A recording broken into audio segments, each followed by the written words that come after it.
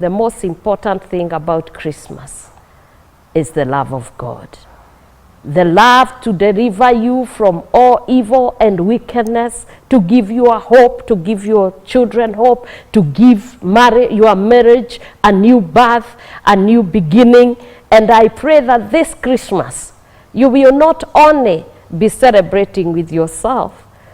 Whatever you have, you share. For God gave the very best he had to share with the world. I pray that you will be able to remember your parents.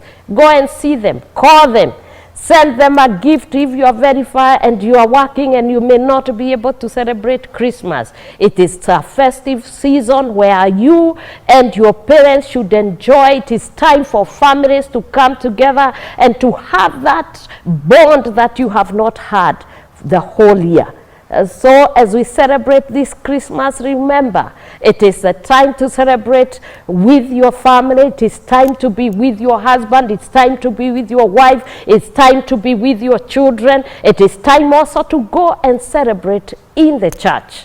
I know we have this virtual church. It is good, but go and be with the family of God and celebrate Christmas. This is going to be a better Christmas like you have never known, because Christ was born for you to be happy.